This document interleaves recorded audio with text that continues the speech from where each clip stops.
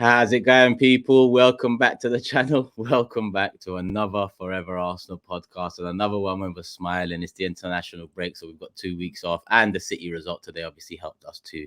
They picked up a point, so we're just a point behind in third place, tied with Liverpool. I think they've scored a goal more, and that's the only thing separating us right now. And we've Tottenham now in fourth place, but we'll talk about all of this as we talk about Arsenal and whatnot. Big up James, Lee, and Jordan in the building as always. And how are you feeling, lads? All good? James, it looks like you want to say something, or like the intro we've had for how long? 2 months now, maybe. Yeah. And I just like actually paid attention to it again. I mean, obviously I've seen it a million times, but I mean that Jordan bit is gold. I just scratching his head. Yeah. Look at that way. And the thing is, the deleted scenes are probably as good as what's come out. You know, we need to reveal them at some point. It's a great intro. I know we've had it a while, but I still see people kind of commenting it in the comment section. So well done, production and everyone involved. I saw someone asking for an explanation for it last time. Whoever commented that. Really? I think it's quite self-explanatory when you really, if you watch the pod and have watched the pod for a little while and you tie it in with what happens in the intro, I think you'll understand. It's a nod to the regulars for sure, and I appreciate everyone that has been with us for a long, long time. But should we explain it for anyone who doesn't know? Or... Yeah, go on then. Well, so actually, why don't we explain our own bits? Jordan, your bit, you open it. That's fantastic. He's muted. That's just. Oh God! Yeah, you're off. I've got you off. to be fair, that wasn't even my fault. That wasn't my fault. That one. No, my bit is a bit of a piss take that apparently I never go to the games and I never know where the stadium is, and you know I'm always lost and I don't know where my way to the Emirates. It's like which is all nonsense really. I know where the stadium is. I'm down there often, and I'm fully in tune to my football club. But for banter purposes, I play along. Then it rolls on to me, who is obviously breaking down something really complex that most people wouldn't understand. And then Lee, what are you doing? I'm falling asleep because your lovely intelligent tactics and everything like that, So, and of course, I've bantered you all the time. If you want to get a good night's sleep, forget about the pill. Just go over the tactical show. The pill. And I'm looking at my watch people because every time I'm here, I'm waiting for everyone else to come. So I tend to. Not quite sure that's the real reason. Not quite that is it, Turkish, right? I mean, listen. It is what it is. That's the truth now. We move. I've got a clean slate for about 14 shows now, mate. Yeah. There's a new fantastic. Fantastic. Something to be proud of, that is, Turkish. Well Something done. to be proud of. That's a 14-game winning run. Of course it is. We do that this season. We're going to win the Premier League, mate. 14-game winning. Let's get into it. It's a win over. Manager of the month soon, wouldn't you? Like, you know what I mean? Oh, you Postecoglou will still get it. Yeah. Do that. He'll still get it because they was leading after 90 minutes. You know what I mean? They still don't forget about that. That's all that going around. But listen, forget them. Let's talk about us. 3-1 win against Burnley. Job done, 3 points. And like I said, the results around us worked in our favour, with Liverpool, the only other top 4 club at the moment, picking up a win on the weekend. Expected win. And we went about it, and I think James used the word professional at one point. It was nervy at 1-1, but, we was always going to win that game, really. And we did get the job done. Lee, how was it? Yeah, a couple of things. I'm going to have to bring it up, as I've seen a lot of comments about it. Listen, I went to, I don't know how I got to the ground. I think I flew, you know what I mean? We was on such a high. Everybody was buzzing around the ground before, for obvious reasons, because we all like Wolves. And then I got into the ground, and the atmosphere was really, it's back to the old days, boys. It's nowhere near as high as it was over the last couple of years. I don't know why it's happening. I don't know if it's because expectations are a little bit more. I don't really know. I think the football is a little bit stifling at times. I was struggling to keep awake, I think, in the first half. I'll be really honest. And second half was a lot better, I have to say. But the atmosphere is just certainly not like it was last season. I don't know why. People say it's the ballots. People say it's because,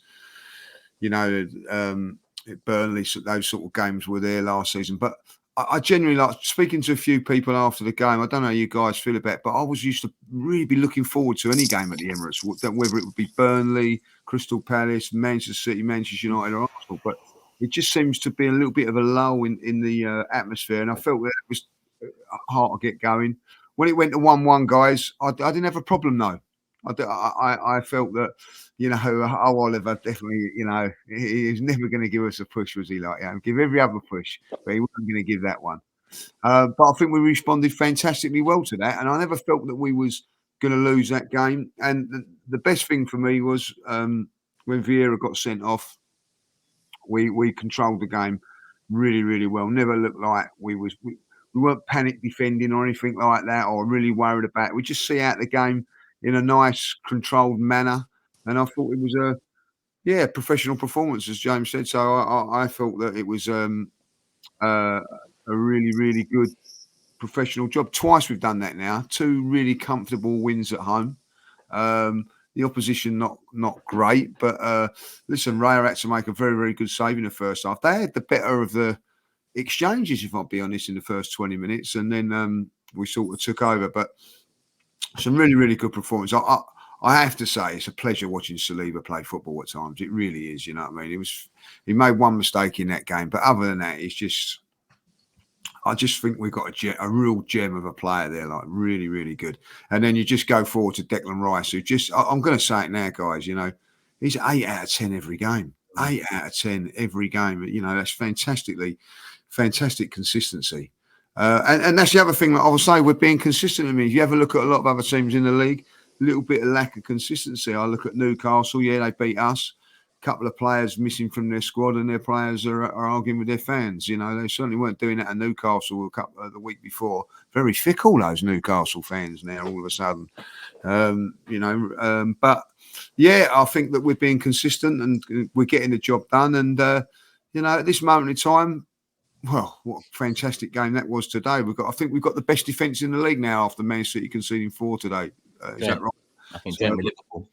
Yeah, so we're in there with Liverpool, and the other thing that I really think, if you have one bad game, I think, like, say if Liverpool were to beat Manchester City next week, Man City could be top, and by the end of it, could be 4th. So it's really tight between the top 4 at this moment in time. I think Tottenham, remind me, were top and now they lose a game and they're in 4th. So yeah. Can I touch on this atmosphere thing? I wasn't at the Emirates, but I've seen it spoken about. I don't know. I mean, I don't know whether like the atmosphere should be amazing every single week. I think it should always be good. I think it should always be supportive and loud to a degree. But I don't know whether they could do more as a club to. I don't know what the answer is. I don't know. Is it?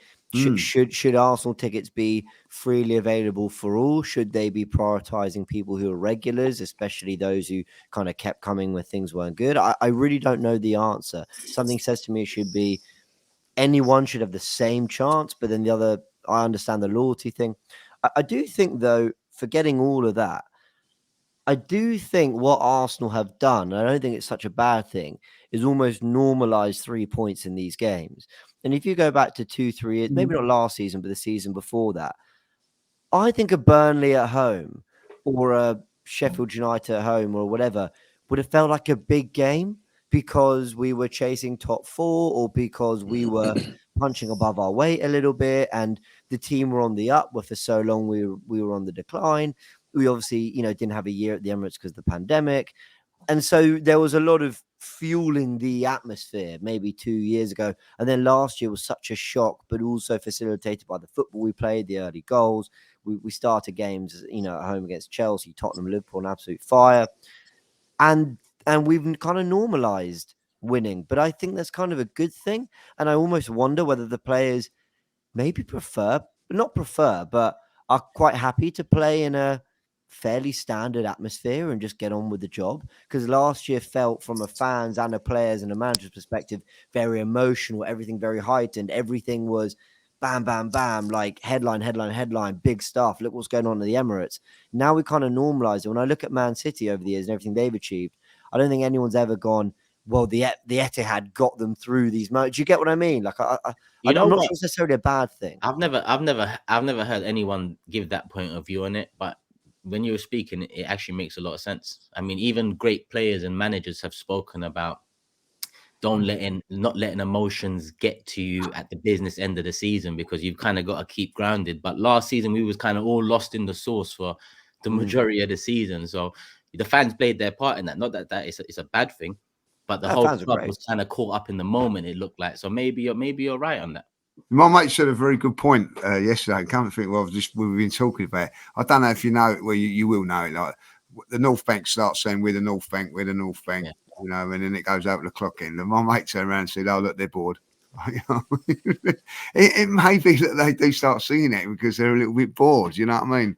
I don't know. Maybe because the football is not as good as what it is, or it is that we are winning games now. Like, you know, you expect to win the 3 points. And let's be honest, the last 2 games have been a breeze, haven't they? You haven't had to jump out your seat. It's not been rock and roll football like it was last season, where you'd be 1-0 up, but the other team would get a chance and it'd be off your seat and frighten you a little bit or whatever. So I think there's what's crucial is that the fans are doing their bit in those tight games where it comes to the margins, like Man City. My dad and brother went to that game, and I said, "What was the atmosphere like?" They said, "Unbelievable, the best they've ever been." They don't get to go every week. They said that was the best atmosphere they've had at the Emirates for a long, long time. And when the goal went in, they said it erupted. Same with that Declan Rice moment. So listen, the fans are doing their bit for those games. I kind of think that's all that matters. Look at Stamford Bridge. I was watching the game, the Chelsea City 4-4. What a game, by the way. Yeah, brilliant. And you could constantly hear the Stamford Bridge crowd, really behind their team, getting really excited about every attack. Now, part of that is sparked by the football they're playing. And this is no slight on Chelsea fans. I don't know if Stamford Bridge is that loud when they played Brentford 2 weeks ago at home. Maybe it is, I don't know. But the point is, Man City were in town. Mm-hmm. And the fans, there's a little bit, we'll do our bit, but we need you. So I'm kind of okay with it. I understand some people want it addressed, and I get that. You don't want rumblings, you don't want empty seats, and I hear all that. But the fans are doing their bit for the big ones. There was a lot of empty seats, though, James. There was a lot of empty seats. And there should be something done about that, because there's no shortage of demand. Someone takes those seats, and we should make sure they do. Yeah, well, I'd like to know why there was a lot of empty seats. It was just people just can't be bothered to turn up, or Sheffield. It's Burnley. Yeah, but there's such a there's people there's waiting lists. People would love to go to that game, Jordan. I know that you don't like going to games, but other people do. I go to more games than you think, my friends. Trust me. But what you do at Chelsea and West Ham is up to you. Touche. How you doing, Jordan? It's unusual that 10 minutes has gone by and I haven't heard you say. Yeah, I'm just, you know what it is? I don't particularly have a particular opinion or view in it. So I'm just, when I don't have a view, which is rare, I shut my mouth. I just listen. The boys have got an opinion. I don't know what that is. I think a big part of it is the opposition. I think it's easier to make noise and have an atmosphere when United comes to town, Chelsea, when Sheffield United and Burnley. There is an element of that, but I don't know what the real reason is. I don't know what the answer is. But if I can start regarding this match with just two negatives before I get to the positives. The first one is, what a boring game. The game was, at least being polite, the game was dead. It was just forget that I'm an Arsenal fan, we're Arsenal fans. Just as a 90-minute spectacle, it was awful. It was really boring. Really, really boring. Not the first time this season. It's not the first time. And I remember saying at the Man United game, for 75 minutes, I thought that game was boring too. I didn't think that game was exciting. The game was boring. But anyway, but yeah. So it was, first of all, it was a really boring match. The second complaint I have, and I got battered on radio this morning for bringing this up because it may seem like a really minute, small, nitpicky criticism, but I don't think it is. It's the goal conceded, the dirty sheets. I'm telling you, we won the game 3-1. We were no doubt we were going to win that game. We were in control of that game for the majority of it. I don't think there was any doubt we take 3 points in that game. I'm not concerned about the goal conceded because it could have led to an equaliser or put us in trouble. I'm thinking big picture. And our home record, I've not got the stats in front of me. I did it this morning, but our home record, clean sheet record is not good. And my big picture is next season, when we have to get a clean sheet at Burnley in March, in April, and we can't get that clean sheet, and we've got to score 2 or 3 goals to win a game, it's going to really, really hurt us. And I think now is the time we need to go on, Tadish. If I tell you that if we did keep a clean sheet, I would have been top of the prediction league over the international break. Does that make it any better? Well, then now you mentioned that, I mean, I'll take that. I'll take the 1 goal from Burnley. In that case, I'll take it on this occasion. But I think the majority of the fan base should prefer the clean sheet for the reasons that people say, "Oh, you're nitpicking. If we won 3-1, the game was never in doubt." I'm like, it's not about that. It's about the fact that I don't think the Emirates is a fortress. I don't think teams come to the Emirates and think to themselves, "How am I going to? Can we score?" I think teams know they might lose, but they can get a goal. And we've got to slap that out their mouth straight away. We've got to make the Emirates a place where teams are like, how the hell are we going to score? Never mind dealing with the Sakas, Martinellis, Jesuses, etc. at the other end. So I just think it might not be a big deal now, but these 1 goals, 2 goals, and they're often cheap goals we're conceding. I'm telling you, if we don't sort it out soon, in the back end of the season when it really matters, it's going to hurt us. The 2 positives I want to mention: the control of the game, despite the fact the game was boring and we let in a goal. I thought we were in control. I thought it was a professional performance, and sometimes you need those kind of mundane ones to kind of get through, get 3 points, get the hell out, move on. I liked how we controlled the match. Jorginho, I thought, was really, really good in this match, and I think he's been good for a while. And as someone that actually was a supporter of us signing him, I was happy when he came in. I'm also a little bit concerned about the fact that Jorginho is really good if you play him in certain games and not too many games. And whilst he's playing well right now, I have a slight concern that there'll be a time where he's playing so many games, his flaws and the things that are weak about him are exposed. He's very, very good if you need for particular games to do a particular role every now and again. If you're relying on him to play 5, 6, 7 games in a row, I think you may have a problem. So whilst I think he was good in this game and he's been good recently, in the most polite way, I'm seeing him too much. I'm seeing him a little bit too much. And I know why he's playing. Partey's injured. I get it. But that's something that slightly, again, big picture, does slightly concern me. And I know James's mate, Zinchenko, finally as well, put in a good performance for the first time this season. I've decided I don't like him. I thought he was good on the weekend, and I think he deserved the praise he got. But I've decided now I don't like him. There's something about him that I just, I feel about him the way I felt about Arteta as a player. I just don't warm to him. There's something about him. I'm just like, I just don't like you. He's done nothing to me. He had a good game on the weekend. Last year he was brilliant. I just don't like him. And I can't put my finger on why. But I want to be fair and say that he had a good game. He was very, very good and warranted his starting spot. But overall, good 3-1. We move. Let's start on Zinni because he was one of the players of the game. James, you like him? Big fan. Yeah. I don't know him. See, I don't know. But as a player, fantastic. I think he's a really unique player in our team. And we haven't seen it this season. And I get it because we haven't seen it. And Tomiyasu's been good and with black fluidity. Like, I think it's easy to forget what he did last season, how he, him and Arteta kind of reinvented the left back role. And I know everyone's going to go, Pep Guardiola did it before. He did it differently. I've never seen a fullback come so into central midfield the way he did last season, and then almost dictate games, control games from defense, from left back, from one of the most you're stuck to one area of the pitch to a degree. But he was kind of everywhere last season, and we started to see that again in this game. Now, this was a good opposition for it, Burnley, because 2 things: they're in terrible form and have had a terrible start to the season, and they actually have a go. They play football, so they're going to allow you those spaces. They're going to allow you a chance to play through. But that's not Zinni's problem. It's a Premier League opposition, and he's got to do what he's got to do. And he did it really, really well. I thought just the threading the ball through the lines at times, but also he was coming to the right on occasions. That sort of little drag back to Saka in the first half was lovely. And then he gets his goal and he takes that brilliantly. I know a lot of people feel that if Arsenal are to win the league, you need better than Zinchenko. You need Timber fit. You need proper defenders who can defend at left back. You need, really complete players who you can rely on for fitness and you can rely on for physicality and all these things. And I hear that. I still think Arsenal's best chance of winning the league is a fully fit Zinchenko at his best. If he's in that team doing what he did last season, that is our best chance. Goals, win you matches, win you leagues. You're on mute there, Turkish. Sorry, defensively? Yeah, he gets caught out, but not as often as some people say. I do think it's like, look, a West Ham Paul the other day. I agree with that. Through the legs at Anfield. He's had his moments. There's no doubt. He's admitted to that himself. I don't think he's as bad defensively as people think. I actually thought he had some really good moments defensively against Burnley, but I acknowledge that they didn't throw too much. Well, they had a go, Burnley. They genuinely did.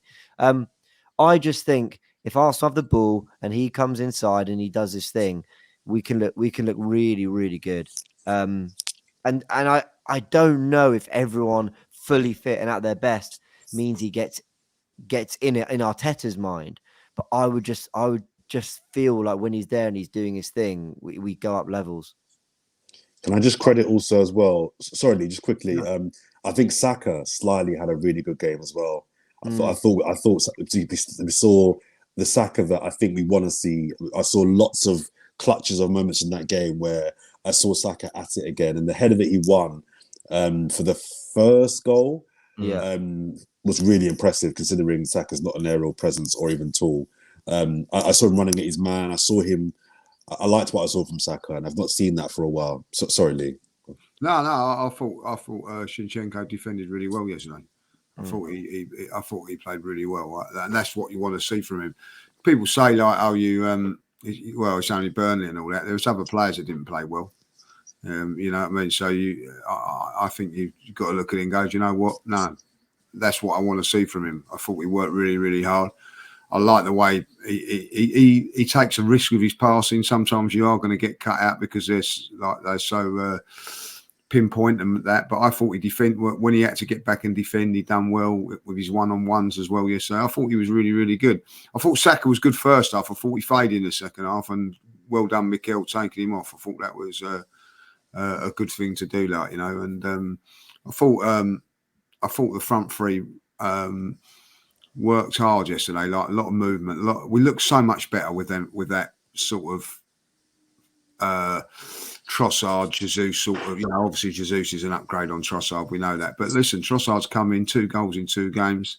Very, very brave for the goal, and I thought, we just look a better team when we play that sort of, football where they can just move around a little bit more and take touches, and there's a belief when the ball goes into the players that he's going to keep it and do a little trick here and there and all that. And I felt very, very comfortable all through the game. I felt it was a very, very enjoyable watch from that point. Actually, I'll be honest, I watched individuals yesterday more than the team because it weren't a great game. I agree with what Jordan was saying. I did start looking at certain players, and Jorginho was one of them. Zinchenko was another, and Trossard. I thought I'd have a real good look at Trossard yesterday, and I was impressed. Yeah, I think Trossard's probably the next person to talk about. But on Zinny, listen, he had a great game yesterday, and he was part of the not, I wouldn't say turnaround last year, because the trajectory was headed in that direction, but I don't think people expected it to head into that direction that fast from 5th. But he was a key part of that. But at the same time, some of the mistakes he made and some of the lapses defensively that he has in him, did cost us at the business end of the season. And he had a great game, but there was moments at the end where what I mentioned before about the whole emotional stuff, it kind of showed again, because, Zinny, I forgot what happened. I don't know if it was a tackle or a clearance, and then he just turns to the crowd and he's going mad. It's Burnley at home, bro. Just take it easy, man. This ain't Braveheart. This ain't fucking Etihad Anfield, St. James Park, final day. Take it easy, my bro. I think he gets too emotionally charged at times, and I think at the end of last season we saw that too with the, you could tell that the huddles and things, sometimes they help, sometimes they work, but sometimes it was overused last season as well.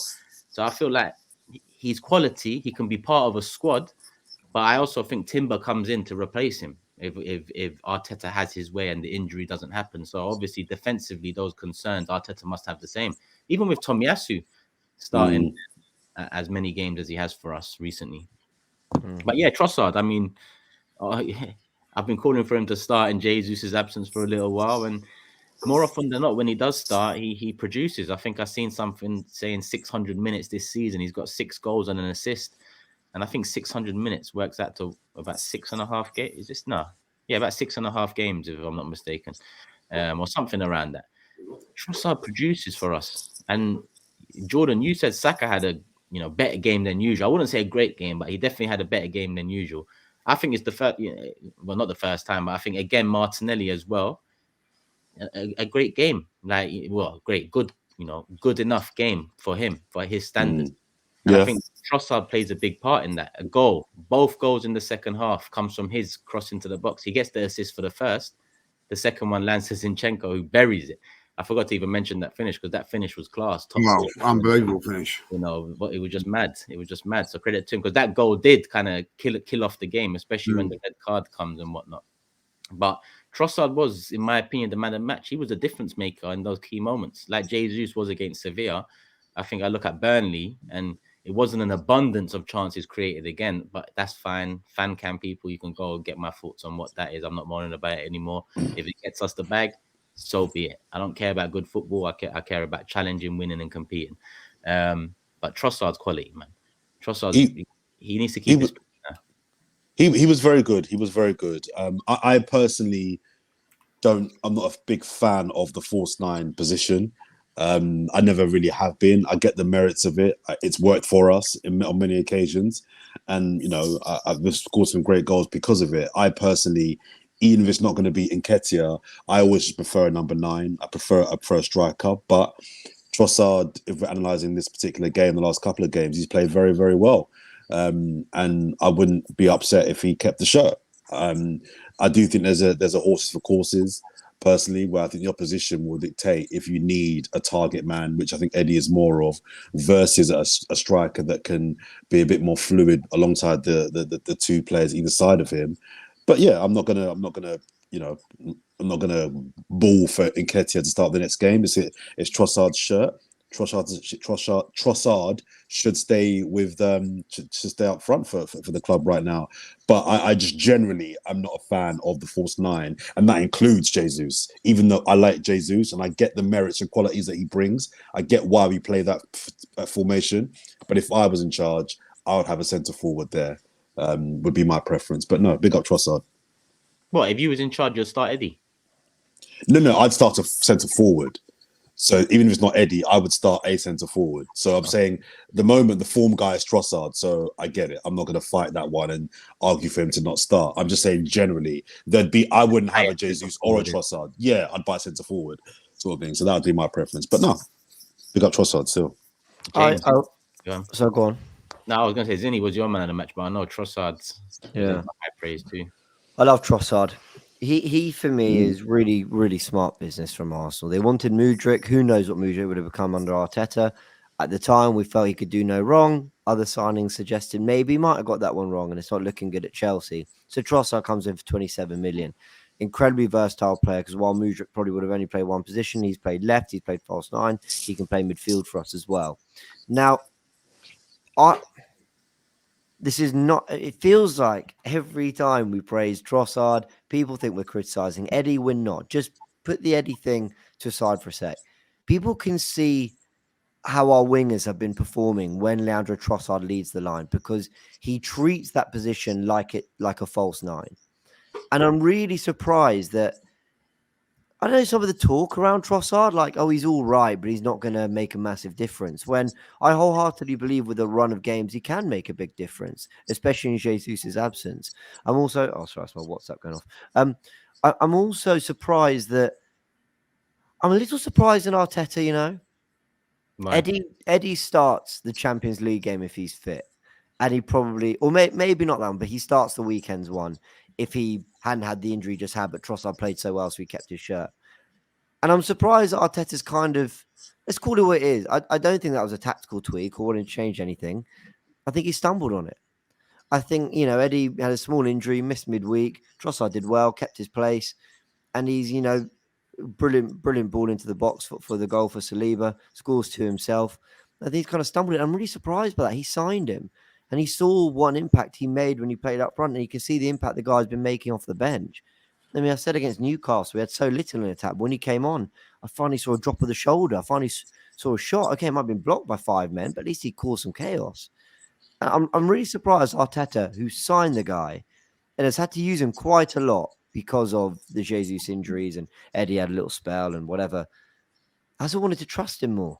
Because especially if you are going for, we use this word control, if you are going for a more controlled style of football where you'd rely more on the margins, you're going to give less to the opposition, but you're not going to throw as much at it going forward, then don't you want the player who can do a lot with very little? Don't you want that? Don't you want the player that can just put it on Saliba's head like that from a corner? Don't you want the player who can just rifle into the top corner from nothing? Because he can do that probably better than any other player in our squad. So I'm low-key disappointed in Arteta that I'm seeing it work, and I'm kind of like, why didn't you start him at St. James's?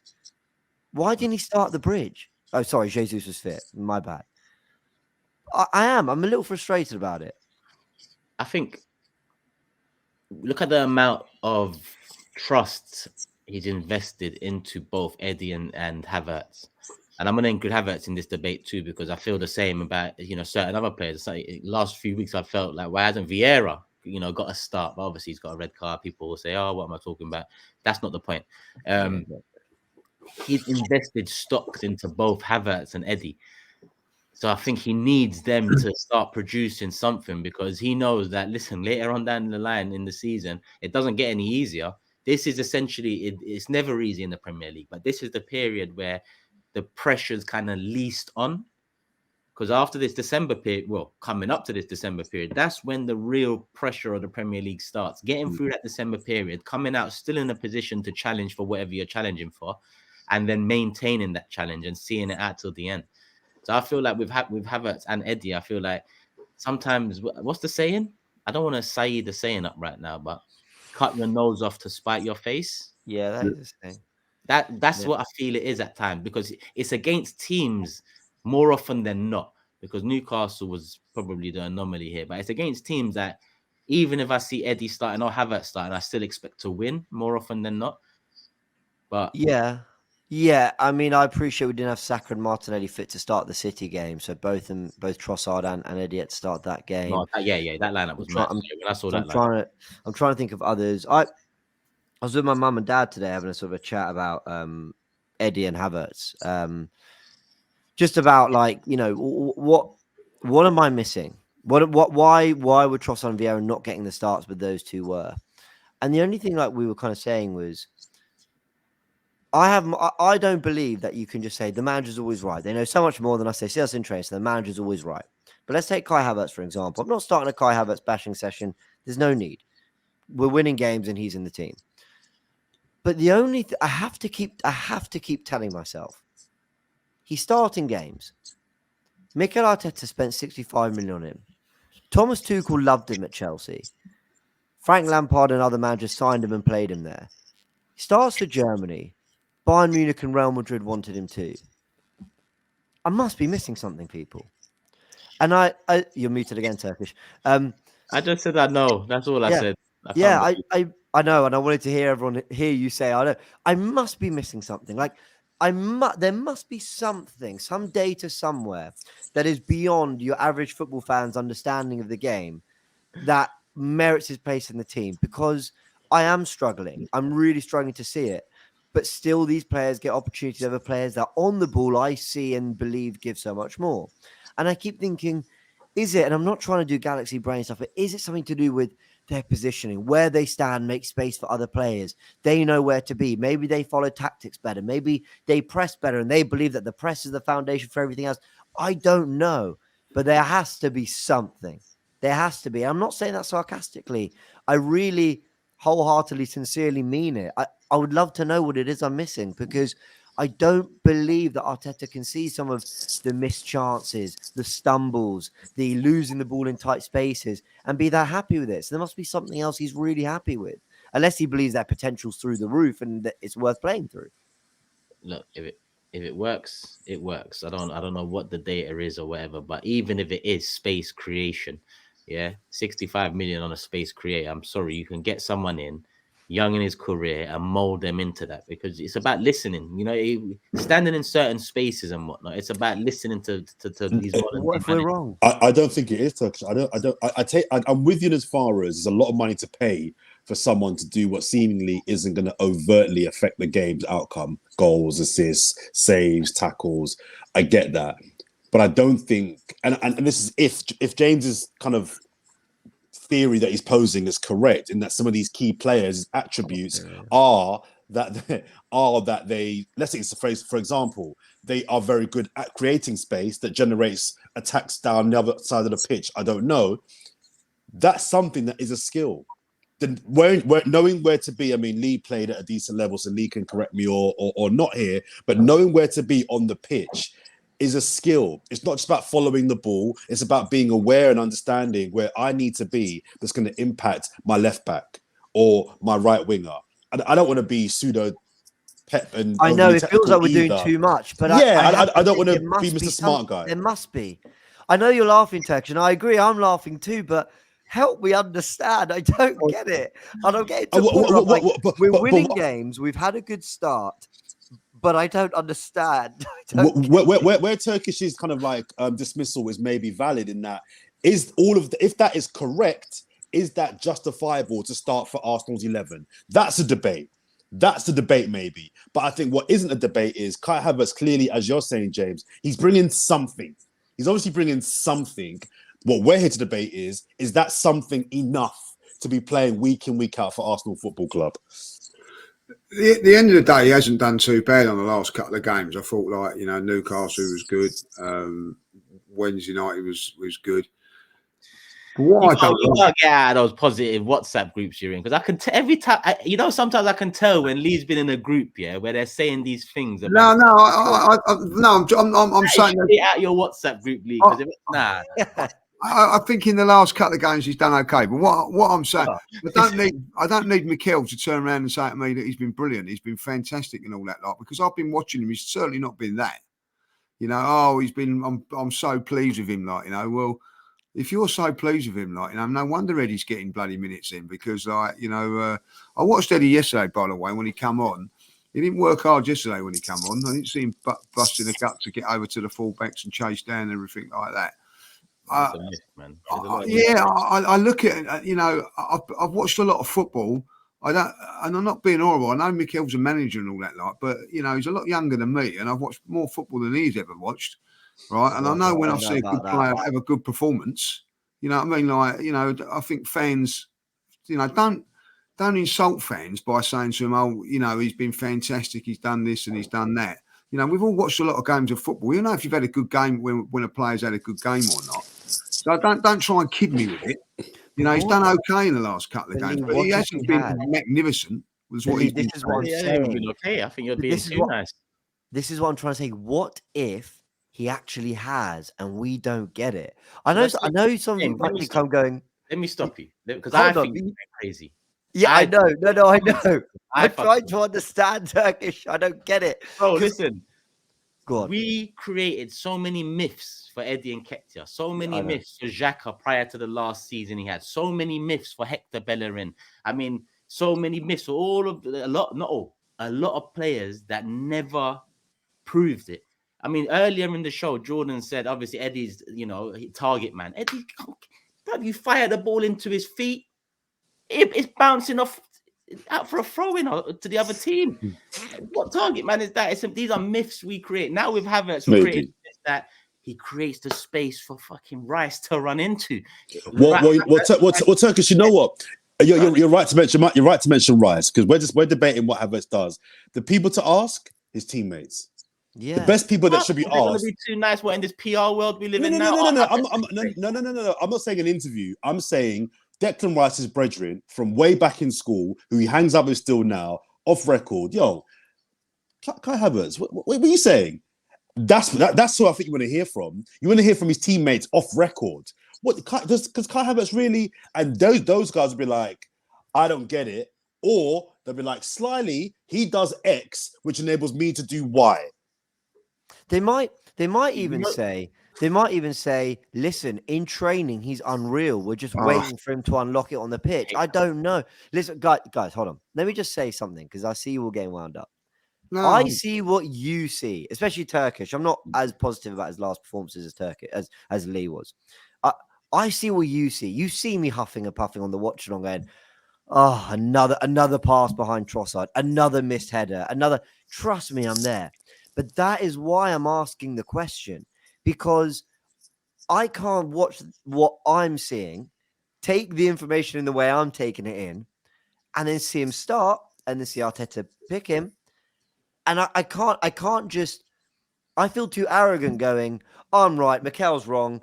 You know, it's doomed to fail. Now, it might. Not every manager gets everything right, but this is a manager who has seen Pep work with David Silva, De Bruyne, Gundogan. He himself signed Ødegaard, Declan Rice, Thomas Partey. So he knows a good midfielder. So what is he seeing? What did Ancelotti and Real Madrid see? What did Tuchel and Bayern Munich see? What am I missing? And it's either something that we're never going to see. It's beyond my understanding of football. Or it's, actually, no, we agree he's not playing well, but there's a potential that we're willing to play him through till he gets there.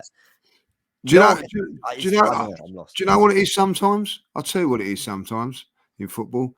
Favoritism. You just see something, you just like something for whatever reason. No one can put your finger on it, why it is. I've watched him a few times, and Havertz, you're right. He missed a very, very good header on Saturday. There was a couple of times when he could have played the pass and he doesn't.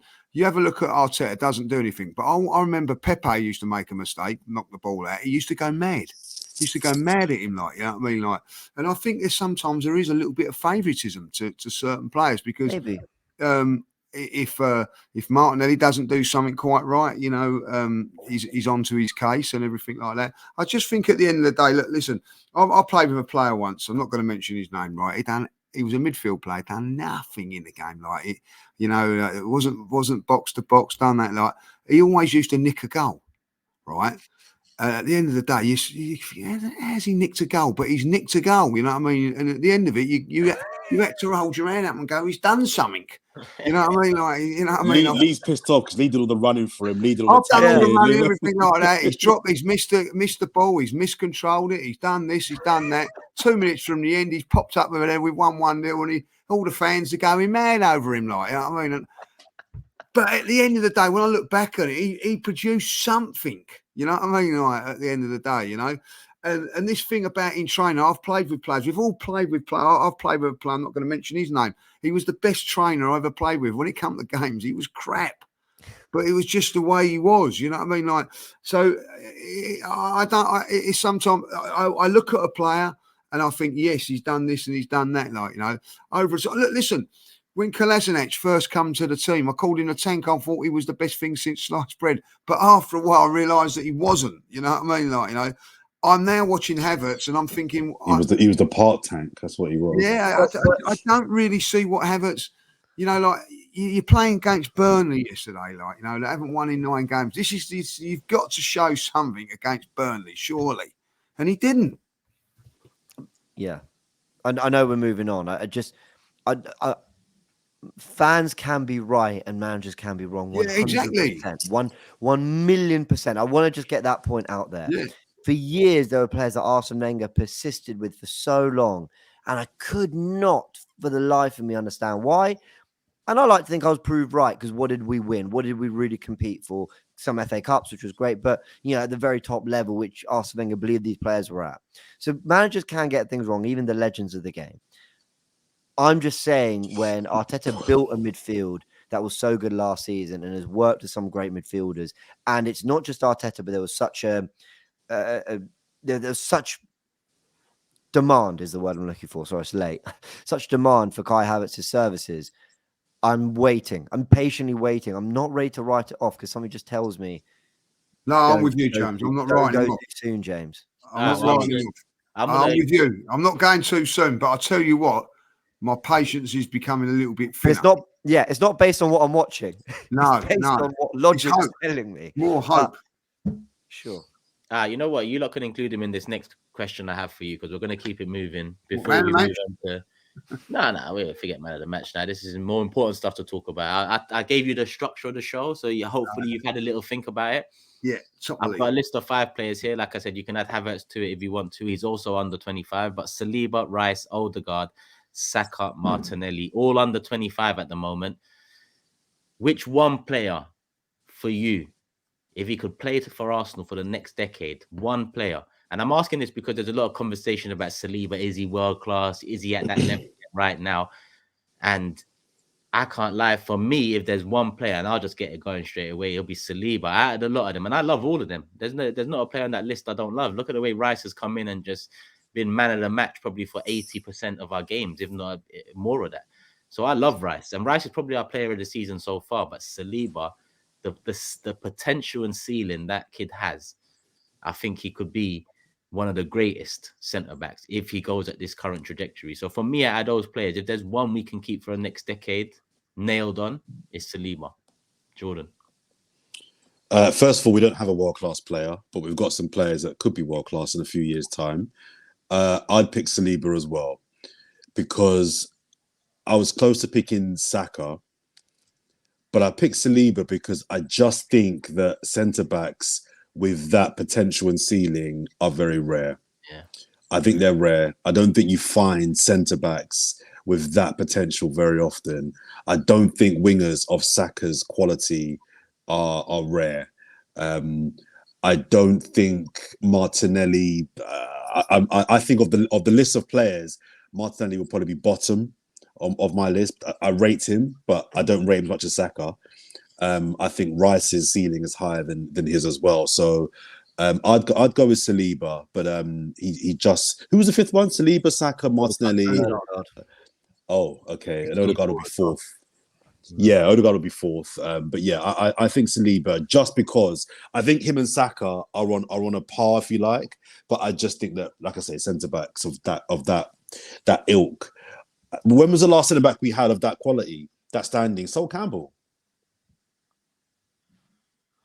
You're not wrong. And I think you're right. Campbell. Saliba's a better footballer than Sol Campbell. Mm-hmm. Campbell, yes. Is he a better defender than Sol Campbell?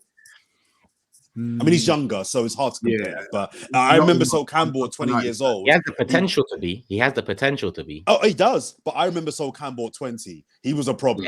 Yeah. He was a problem. Yeah, you know what I mean? There wasn't a big gap between Saliba now and Campbell at 20 as well. So let's put some. How old was Sol when he came to Arsenal? Well, Jordan probably says about 30. Shut up, you. He must be about 26, mustn't he? I think he was, yeah. One of the great young defenders around 33. You've got to say it. Oh, hey, Akanji scored today, mate. Put some respect on his name as well. He got a goal today. Great header. He did. He let four in the back of his own net as well, though. He did. Chelsea, hey, let me just say this. Chelsea, monster shift for the Arsenal this week. Thank you. Yeah, I've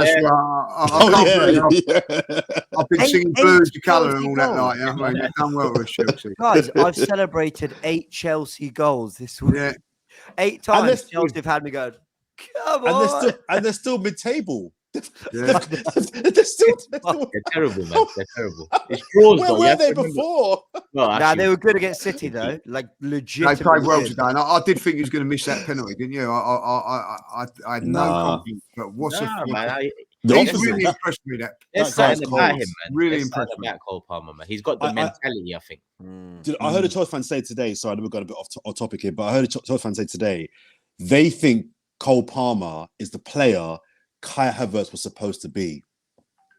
I wouldn't disagree, even though I think... I can see it. I think I would prefer to have signed Cole Palmer than him, than Havertz. I really do. I've been very, very impressed with him. And I don't need Mikel to tell me that.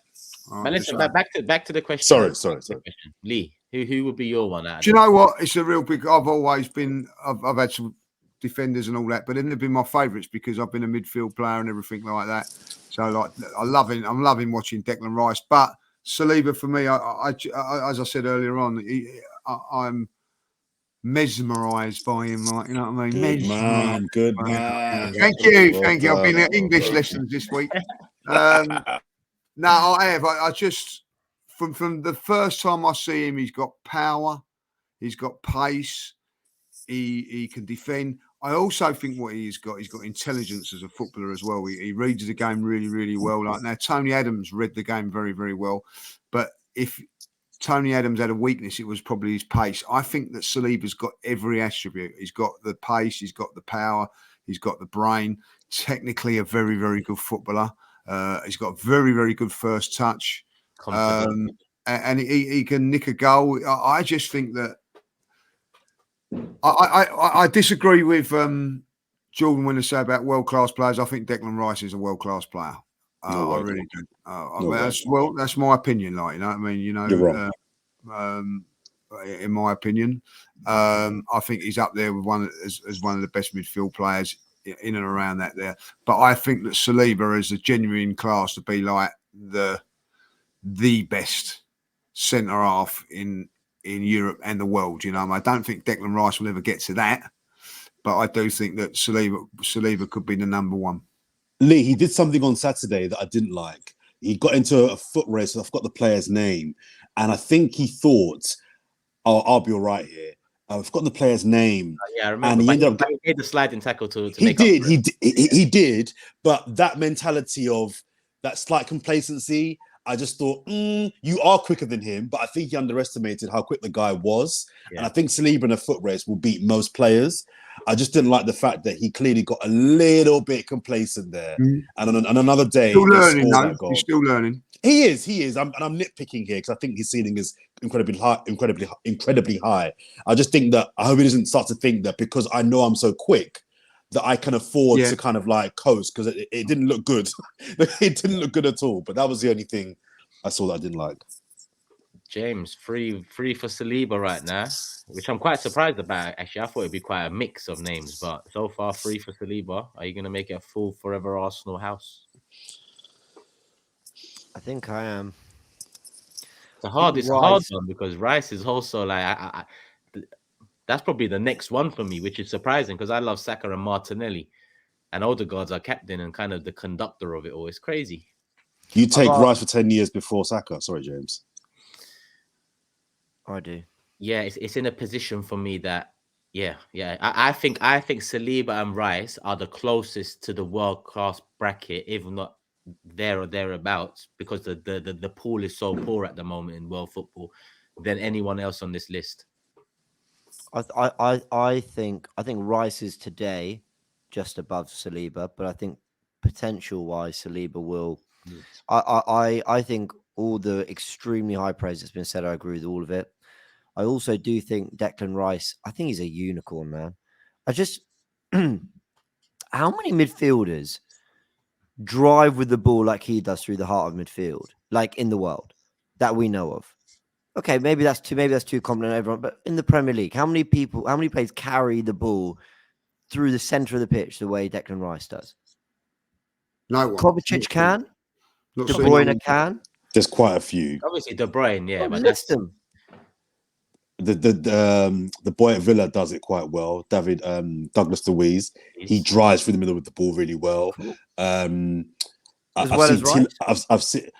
No, but you were just asking that particular skill set. Okay, fair. Who else does it? And there's Tielemans did it at Leicester last season. There's players that do that. Okay, so let's put that there. Now, how many defend large amounts of space in front of a back four the way he does? Yeah, I saw Rodri getting run past a few times, and I think he's the best six in the world for me. And even last year with the debates around Partey and Casemiro, listen, Rodri, right? But defensively, I don't know many sixes in the world better than Declan Rice. Defensively, getting your body in the way, covering large amounts of ground. When we had 10 men yesterday, none of this, high line on the halfway line nonsense. We got into a decent shape, but Declan Rice was still, he was pressing all the way up the pitch and then getting back. And you thought, oh my word, he was just there pressing. How's he got back? And then you include for that he's got a decent eye for goal. He could slot in at centre-back 6 and at 8.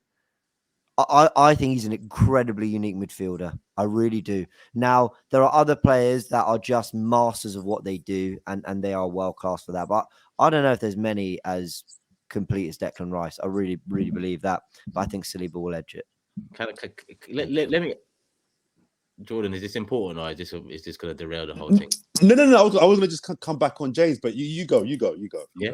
Let me, again, the structure was there, so you knew this was coming. But at the same time, now we've all voted for Saliba. If we had to pick one for the next decade at Arsenal, let me twist the question a little bit. Who's our most important player right now? And the reason I asked that is because last year at this time, I think if I asked this question, not just to you three, but the majority, I think Jesus would have been on that list. I think Partey would have been on that list. And quite possibly Zinchenko would have been on that list. And maybe even Aaron Ramsdale at the time. Now, when you let's just look at through all those players. I mean, Jesus is out at the moment. He's been out quite a bit this season and we've won games. Partey's been out quite a bit this season. We've won games. Zinchenko, Tomiyasu's starting ahead of him now in some of the most important games for us. And Ramsdale's our second choice keeper all of a sudden. So who is our most important player now? Because I was just talking about him, Declan Rice. That's why I would have thought you would have said Declan Rice. So you think if we pull out Declan Rice, it has the Rodri effect on Arsenal? Big time. Now, I think if Saliba weren't available for these last games and you play White centre-back and Tomiyasu right-back or swap them, listen, it's not Saliba, but I would expect similar results. I would expect we get a draw with that Stamford Bridge with that back four. I expect we put in a similar performance at Newcastle. I expect we beat Burnley and Sheffield United fairly comfortably and do our thing in the Champions League. With Declan Rice, like I don't know, man. I've waxed lyrical. That's the saying, I think, about him. Jordan's not happy about it. Jordan, we'll come back to this in a few years, and I think you'll go. A few minutes, mate. Don't worry about that. We're gonna... in a few years you'll go. You're right, James. That was another Edison moment. Yeah. I should have loved him more. Add it to the list. You'll go. He was our Kaka, really. No, I'll tell you what with Declan Rice, and the biggest compliment I can give him is that I can safely say that we haven't missed Partey as much as I thought we would do. We've missed Partey, don't get me wrong, but like, do you imagine if he wasn't there? And that Partey makes midfield, makes it easy. But for me, I'm with you guys on that. Like, take Declan Rice out of this team, we'd be, I don't know where we'd be. I just think he's got everything, and he covers so many positions. I also think he's making Jorginho play better because he's got his legs for him in there as well. Like, he gets, as James says, he gets across the pitch, up the pitch, down the pitch, physically very, very strong. I've just been so impressed with him. I really have. Like, now I watch all the games, not just the highlights. That is why I know Declan Rice is top notch. Are we voting from the five you named or the whole squad, Turkish? He's probably going to say Eddie. The whole squad. I mean, you've both gone for, you've all gone for Declan Rice. We did come second without Rice last year. Let's not forget that. We didn't because Partey was there. Well, Partey's going to get my vote. I think Partey is the most important player at the club. Not the best player, but I think he's the most important player. Let me tell you why. I think Declan Rice as a six is absolutely phenomenal. I think he's brilliant. I think his interception, his perception of where the ball is, his presence is insane.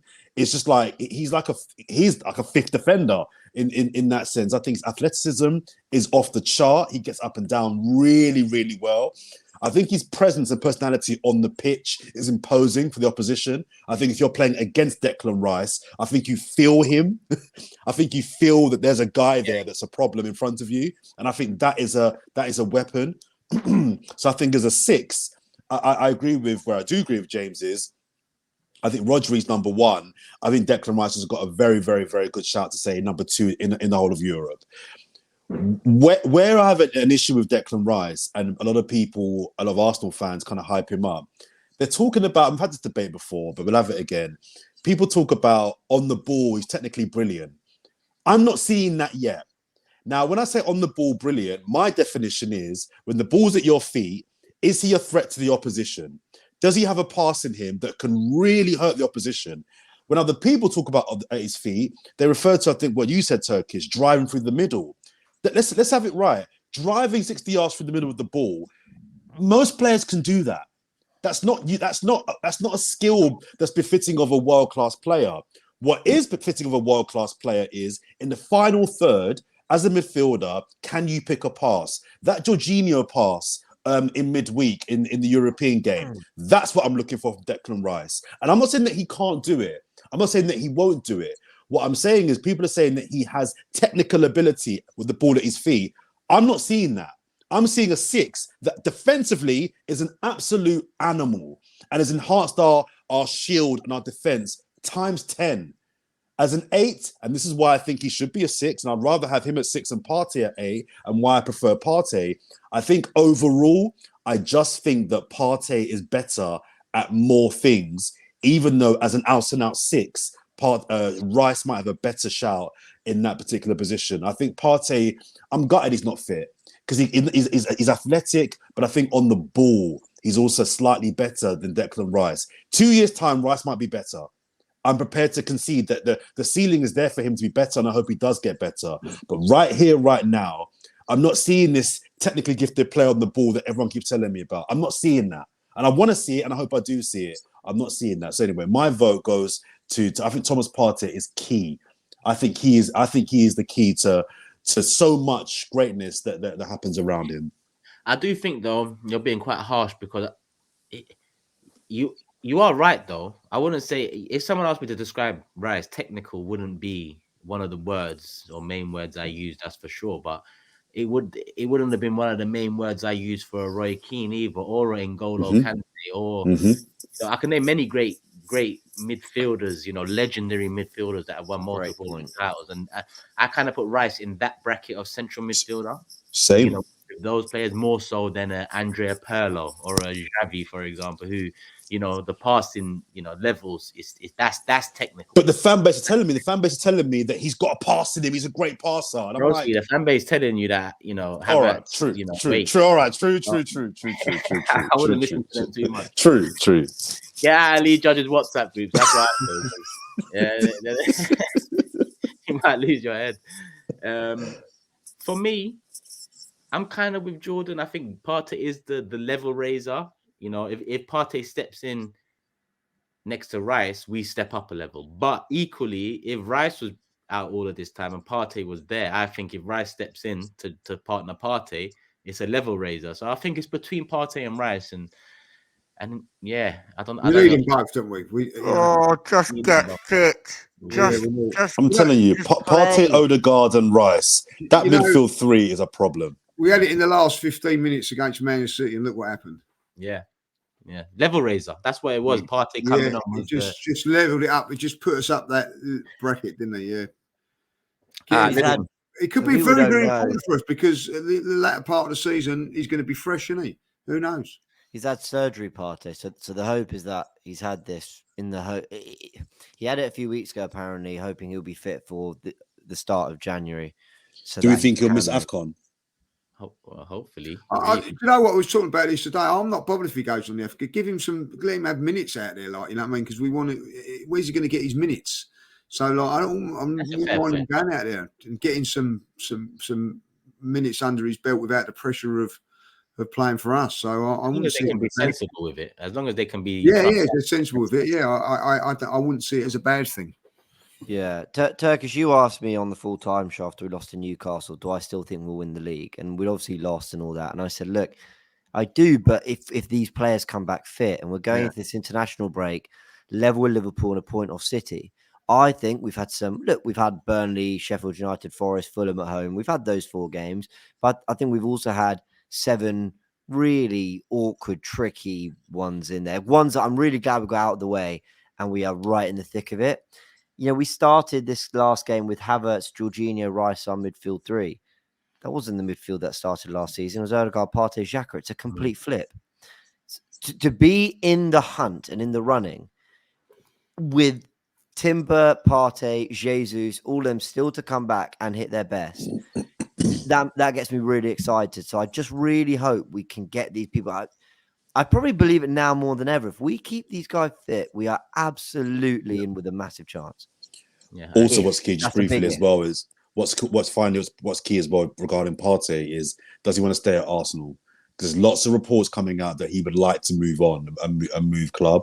I think if we get a Partey fit but also focused, then I think we can do bits. But I'm not convinced because he wants to move in the summer, and I just wonder if mentally we've got a Partey that wants to be here, or if he's just kind of just like going through the motions to try and get himself a move in the summer or even January.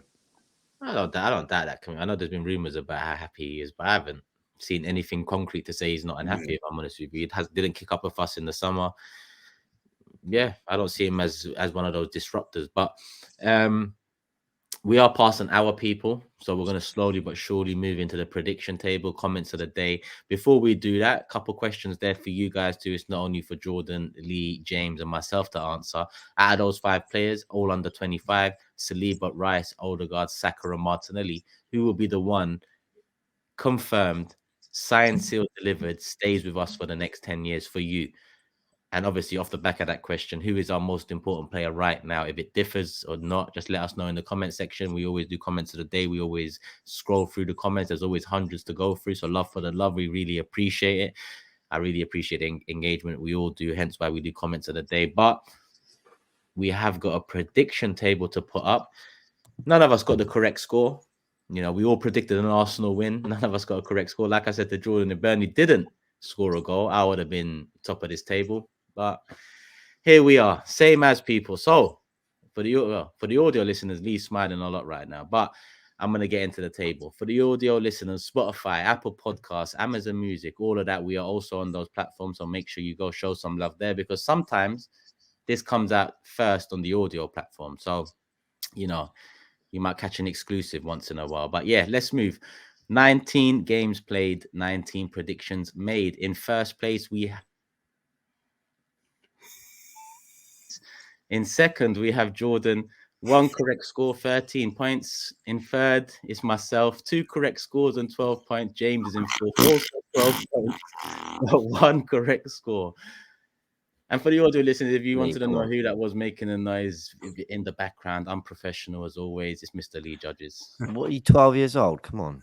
Well, it's all right him muting me, isn't it? When he comes to naming the team, he goes off air like that. I mean, it's not right. I heard him. He said your name.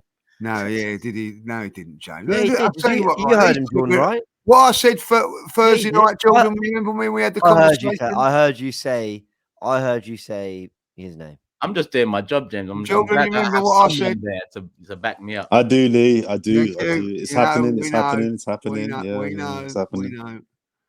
Apologies for any audio issues, people. You know, if audio does cut in and out, then you know it is not on us. Sometimes James backs him up. Look, it gets like that. It gets like that. There's this algorithm; it mutes bad words. So, cool. Comments of the day. Everyone on the technical show, eh? I would never dare utter your name on the tactical show ever. Have we all got comments of the day ready? Oh yeah. Go on. I had to leave mine till today. I had a few more because, I'm going with it now. That's great. Yeah. Thank you. You'll know why at the end. I'll go first. Can I just first of all just thank all the commenters, all the people that commented that were very complimentary about my partner. I don't know how you saw her in the 4 seconds that she was in shot, but yes, she is stunning. Yes, I am punching, and no, you can't have her number. Yes, let's just end that one right there. She's real. I'm not a paid actor because a lot of that's my comment. Jordan has gone too far, bringing in paid actors to make himself look good. Oh my god! But what do you mean though? Like, she's not a ghost. Like, she came on screen. What do you mean? I don't know how people got to see her with 4 seconds. She was like in shot. She wasn't even like in shots. Yeah, you didn't even say thank you for your cup of tea as well. I noticed that you didn't even say thank you. Didn't I say? Oh, shame. Very rude. You might lose it soon. So bro to bro, brother to brother, my guy. Listen, what you saying? Fix up. It goes a long way. It goes a long way. I think it's crazy that with all the highlights you've watched ever, you just don't know the pause button exists. There she is. You wanker, move on. Oh, come on. Let me get mine in. Mine's from Luke McCoy. James and it says, honestly, big up all of you guys. Absolutely love this podcast. I don't miss one. And you all make me in tears for laughing so much. Seriously, much love and much respect to you all. Arsenal till I die. 30 years been supporting this club and put me through so many emotions. I'm 34 now. Much love for you, Jordan, James, and Lee for creating this podcast. Love that. That's lovely. That is lovely. Love that. Big up, you. Right. There were some really nice ones. I have Yeah, to it was say. really good. I'll come in with this from Shaftat, who now I think this is a reference to something Lee Judges has done on a recent fan cam, and United View picked up on it. And if it's not, then I'm sorry, but that's exactly what I'm turning it into. It was okay. He comments, Turkish, done okay. Jordan, done okay. James, done okay. But Lee smashed it with the 3 points today. That is brilliant. That is brilliant. I gotta say, flex. Yeah, that was Yeah. Big up Flex. Big up Flex, Check him man. out. Also, the tie. Nah, Incredible. World class. Incredible. World class. Incredible. Absolutely incredible, like, you know. Great comment. Very good. Like we went and visited him in the studio the other day. Me and Turkish. He's okay, by the way. He's okay. Go on, Lee. What's yours? I've gone for Perth Aussie Gooner. This pod makes me feel part of the Arsenal family all the way over here in Australia. Never miss a show. And Lee's just the main guy. Everyone tries to knock him, but he just laughs with them and climbs to the top of the tree. Well done, you all. It sounds an awful lot like a comment you read last week. No. And I've gone for that one because Did you write it? I actually I was top of the tree. I might have lost my place this week, like, you know what I mean? So I know I should have gone for my usual 3-1. Why did I? You see, people, when you ask me why I don't do clean sheet, there you go, 3-1. It would have got me the number one. Unlucky. But it is what it is. Lee, keep And by the way, just check out those two. If you ever go on the stream when they find out that I did get the 2-0 win, like, you know what I mean? I saw it. Absolute scandalous, like, I'll tell you what, like, you know, it was told on here, you know, that it was 2-0, and I've never seen a watch along or a stream change its mood so quickly. Yeah, it was bad. It was pretty bad. It was bad. Thank you, Jordan. Thank you. I was devastated. Yeah.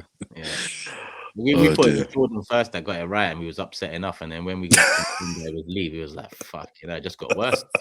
But yeah, it is what it is. Long season. It's only game week 12, only 19 games played. We're going to be here every week in between every Arsenal fixture, and it'll be us for as much as possible. Obviously, there'll be breaks in between for some of us. But big up Lee, James, Jordan, as always. Big up every single one of you. Over an hour. I didn't think it would be, but you know, considering it was Burnley light win and no predictions to make or next game to talk about, because we will be next week to talk about the next game. Don't forget that. But yeah, a couple good conversations there. Hope you enjoyed. Hit the like button, people. Let us know your thoughts in the comment section below. Make sure you're subscribed. Put the notification bell on, and love for the love, people. We're out. Peace.